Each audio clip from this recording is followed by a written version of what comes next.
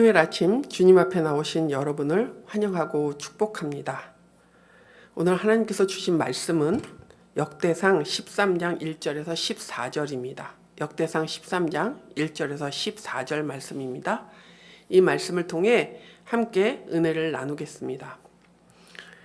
여러분이 하시는 모든 일들을 하나님이 기뻐하시는 과정으로 행함으로 좋은 결과를 얻기를 축복합니다.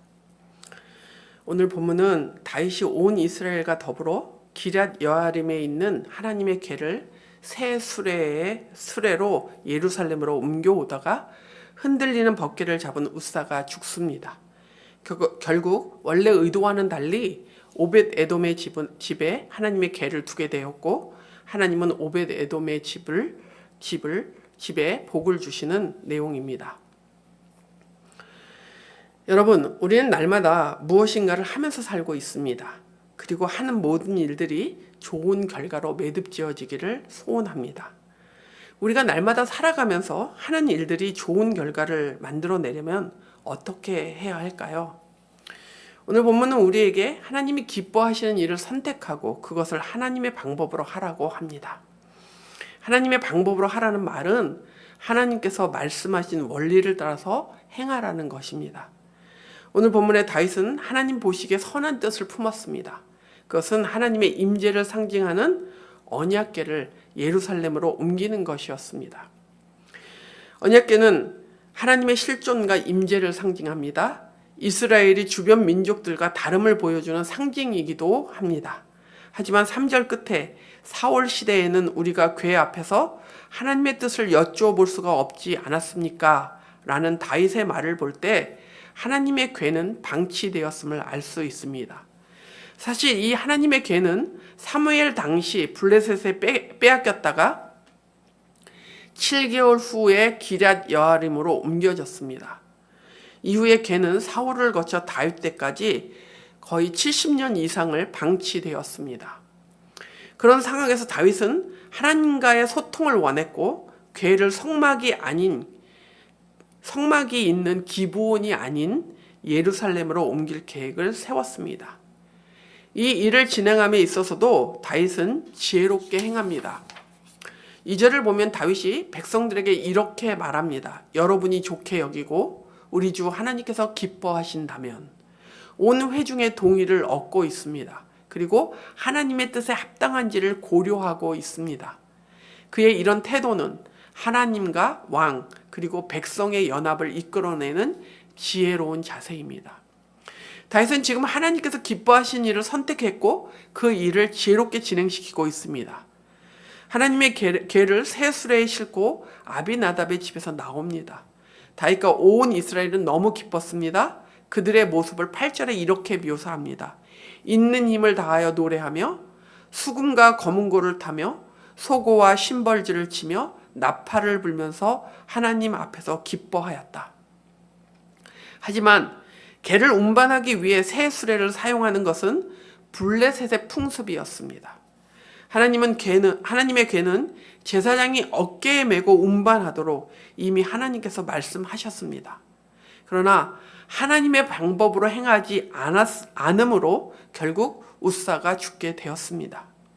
10절을 보면 우사가 궤를 붙들었으므로 주님께서 우사에게 진노하셔서 그를 치시니 그가 거기 하나님 앞에서 죽었다. 우사는 하나님의 거룩하심을 범했습니다. 그는 즉각적으로 그 자리에서 죽었습니다. 하나님 앞에서 죽었다는 말은 하나님의 심판임을 확증합니다. 축제와 환희 그리고 기쁨의 분위기는 일순간의 공포와 두려움, 분노로 바뀌었습니다. 다윗은 하나님의 궤를 옮기는 일을 그만둡니다. 그리고 오벳 에돔의 집에 머물게 합니다. 하나님은 오벳 에돔의 가족과 그에 딸린 모든 것에 복을 내려 주셨습니다. 여러분, 어떤 일을 하든지 좋은 결과를 얻고 싶으신가요? 좋은 결과를 얻기를 원한다면 다윗이 그랬던 것처럼 우리 개인적인 일에서 그리고 가정과 일터에서 무엇이든 하나님께서 기뻐하시는 일을 선택하십시오. 그리고 하나님께서 말씀하신 원리를 따라 행하십시오. 그래야만 하나님께서 주시는 좋은 결과를 삶에서 얻게 될 것입니다. 우리는 하나님께서 주신 삶의 현장에서 살아갑니다. 우리는 그 안에서 무엇을 할지 매일 선택하며 삽니다. 아주 작게는 무엇을 먹을까 입을까, 좀 크게는 진로의 문제나 관계의 문제, 우리가 섬기는 일을 위한 선택들을 하며 삽니다. 그럴 때 우리는 하나님께서 기뻐하시는 것이 무엇인지 생각하고 선택해야 합니다. 그리고 선택한 것을 행할 때 하나님의 말씀을 따라 말씀의 원리로 행해야 합니다. 다른 말로 한다면 하나님의 방법으로 해야 합니다. 여러분이 주어진 삶 속에서 충성되이 열심히 사는 것은 좋은 일입니다. 그러나 여러분이 거짓을 행하고 다른 사람을 망가뜨리며 열심히 사는 것은 하나님께서 싫어하십니다. 하나님의 복을 누리는 좋은 결과를 얻고 싶다면 하나님께서 기뻐하시는 선택을 하고 하나님의 방법으로 열심히 살아가십시오. 무엇을 하든 하나님의 말씀의 원리를 따라 행하셔야 합니다. 물론 하나님께서 하나님의 뜻이 이루어질 때까지 때로는 우리가 기다려야 할 때가 있습니다. 어떨 때는 우리가 원하는 방법이 아닌 방법으로 결과를 내실 때도 있습니다. 우리는 하나님의 뜻을 다 알지 못합니다. 그럴지라도 하나님의 선하심을 믿으며 우리는 하나님이 기뻐하시는 일을 선택하고 그리고 하나님의 방법으로 그 일들을 행해야 할 것입니다. 여러분, 하나님이 기뻐하시는 일을 선택하고 하나님의 방법으로 행함으로 언제나 좋은 결과를 얻는 여러분 되시기를 축복합니다.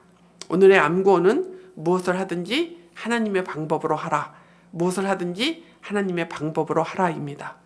오늘 기도하실 때 하나님께서 기뻐하시는 일이 무엇인지 하나님께 여쭈어보고 그것을 선택하며 하나님의 방법으로 그 일을 이루어가는 성도가 되어 좋은 결과를 얻게 해달라고 기도하십시오. 기도하겠습니다.